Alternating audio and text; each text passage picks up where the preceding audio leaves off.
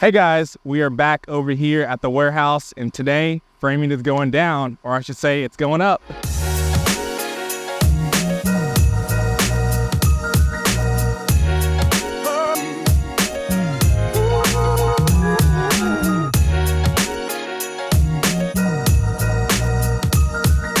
It's been about a week and a half since the foundation was completed, and the guys are just rolling. As you see, the first floor is done.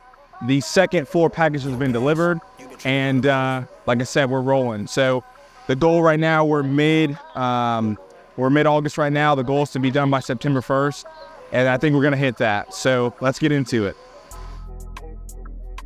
So we are currently walking into the front door now of the house. They are working on the steps to go to the second. Ooh.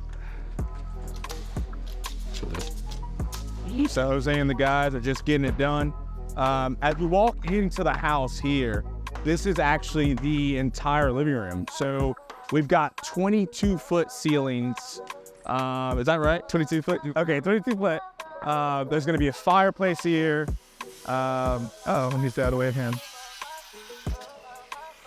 And just so, yeah, construction's out, yeah. We've got beautiful 84-inch windows, the top and bottom. And as we come to the rear of the property, we are approaching the dining room / kitchen. So right here, you have nice, beautiful light throughout, just shining in.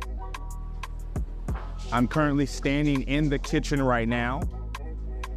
And what's really cool about how we thought ahead here and thought about things that, you know, most traditional builders don't think about when they're doing the framing. If we look up here, there are LVLs here spanning around here. I had a guy here earlier, he thought that was gonna be an open skylight. I said, no. This is actually above us is the second master bathroom for the second floor. And what we did here is we're actually dropping the shower. So you know, traditionally when you go into a tile shower, you're gonna actually step up. Well, this way, you're going to just step right in. It's gonna be flush. So that's why we did that there. And again, it's something you have to think about now and plan for now, because if you don't, you can't do a flush shower. This is our mud room off of the garage.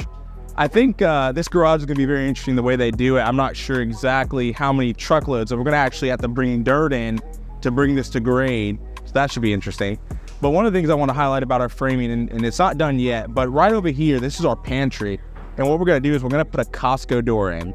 And what that is, I call it a Costco door. It's just a door. It's gonna be a mini door, probably a 30 by 30, and you'll be able to open that from the garage and simply pass groceries right through, which I think is pretty damn cool. So yeah, so that's that. And then as we come around here, as we approach bedrooms and things like that, this little insert here, this is one of my fun projects on the project. This is our elevator, guys. So this thing, it's almost like putting a car in the center of the home, literally. So we've got an elevator that goes to all 3 floors, and it's just a lot of planning and processing through all this. And thank God we found a really good company to help us out with that. As we kind of make our way this way, this is going to be the first primary bedroom for the first floor. This bedroom is 19 by 17. And simply, we are going to do a one exterior door there, some transom windows there, and then you will have a nice ensuite. Remember the drop shower we talked about for a second level? Same thing in here, we'll do a drop shower, and it will be absolutely superb. Working our way down the hallway here, we've got guest bathroom / bedroom or office, whatever this room wants to be. Got a nice little office bedroom here, bay window, 2 adjacent windows for the bed. And it will also be an ensuite because there'll be a pocket door right here. So again, you don't have to walk out of the bedroom or office to get into the bedroom, to get into the bathroom. You'll be able to enter the ensuite while you're off there. So in here, guys, is actually our living room. So this is our living room. We have 22+ foot ceilings. There will be a loft above my head overlooking from the second floor. We'll have a fireplace center of the windows there. Beautiful natural light just coming straight into this room. The guys are rolling with the framing. As you see, Jose is getting our step stringers in. He's kind of prepping all that to be able to go to the next level, literally. I was looking at it. Okay, so doing the landing right now. Yeah. Springers are up, that's the landing to go across. One of the things I kind of wanted was the free floating effect here, not necessarily a post. Correct. What we're gonna be able to do probably is this. Once they build the actual full wall, we'll probably have a certain point where it gets a load factor where this won't matter.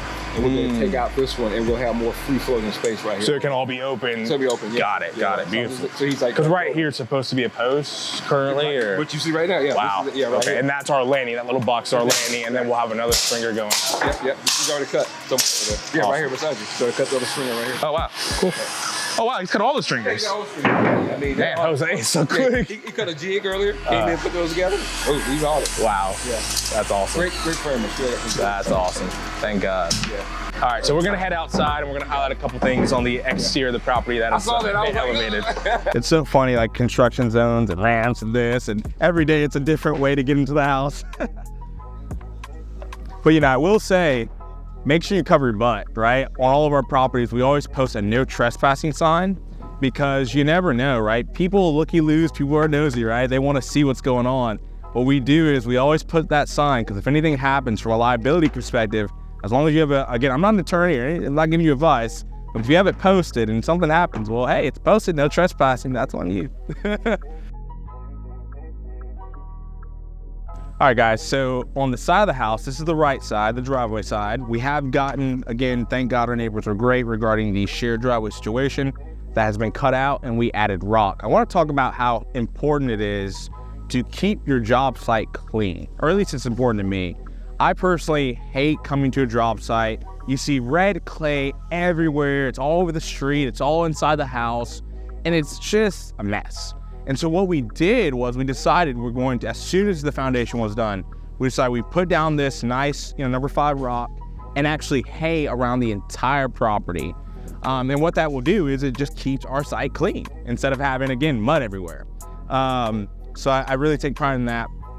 And on the framing itself, we've got our zip board going up, which I'm super, super excited about because, the beautiful thing about zips, for those that don't know about zip, is this product, one, it just looks great, but two, it's regular OSB product and it's coated with what they call the zip system.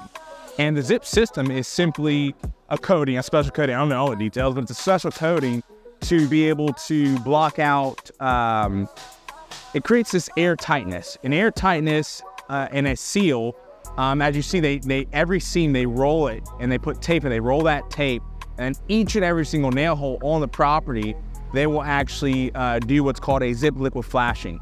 So that way this thing stays, I'm talking super tight, and it also adds, I think, a 0.5 R values to our overall installation. And so we'll have our guys, even at the bottom here, they will actually do a liquid zip seal. So the whole entire house is sealed and there are no penetrations for air, water, and all that crap you don't want in your house. So our garage, so we've got a garage, yay, finally. So as you see, we've got these massive LVLs. I think that's like a 24-inch LVL by 24 feet long.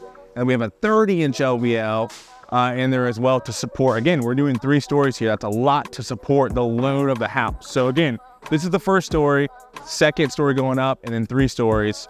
But it's super exciting. We still, of course, have to bring in the grade to make all this right.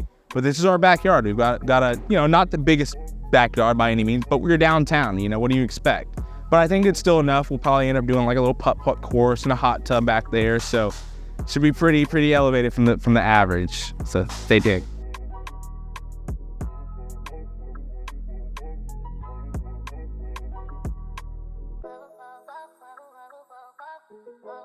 All right, guys, so back over here, I think we did another video regarding our crawl space.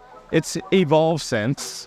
The crawl space, of course, is done. What we did, again, back to the idea of keeping the site clean.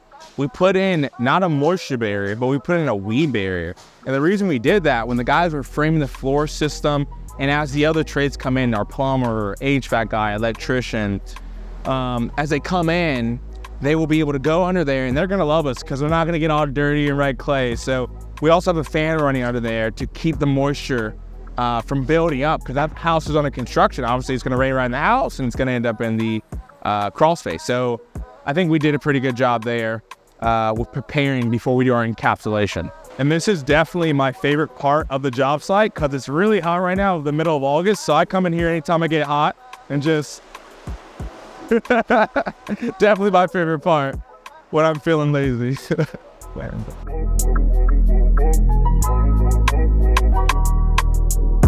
Okay guys, something to highlight. As I mentioned, we're using this zit system, and you know, to put the zit system up, there's literally words on here that says roll with tape. But you know, some guys don't always do what they're supposed to do. So for verification, to ensure your contractor is doing what they're supposed to do, we actually purchase these super expensive rollers. I mean, not too bad, about 60 bucks a pop. And what they do is they actually have little Z's indented. And when the guys apply the tape, they're assigned to actually just roll it just like so. And when they do that, they're importing a little Z's throughout. So we can verify later, obviously 3 stories, we can just simply look up and see that they use a zip roller and that the tape's been rolled. It's important to roll a tape because if you don't roll it, it's not sealed. And if it's not sealed, you're still exposed to the elements of water, wind, etc. So make sure you roll the tape.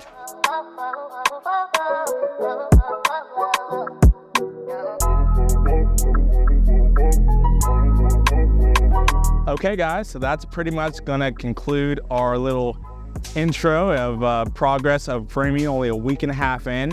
And I'm very confident that we'll be able to stay on our 6-month timeline and be able to get this thing done. Just super excited guys. Again, like I mentioned, first new build here in the city limits. And you know, it's been a challenge, right? Every day something new comes up, a new problem, but that's the fun part, right? We are problem solvers. I'm not an agent, I'm not a real estate agent, I'm not a contractor, I'm not, you know, anything of the traditional sense. I'm a problem solver. And so I love problems. That's what I get paid to solve. So anyway, guys, stay tuned. I'm excited for you guys to see this home that we're bringing. And like I said, it will be one of the greatest homes that Greenville, South Carolina has ever seen. Let's get it.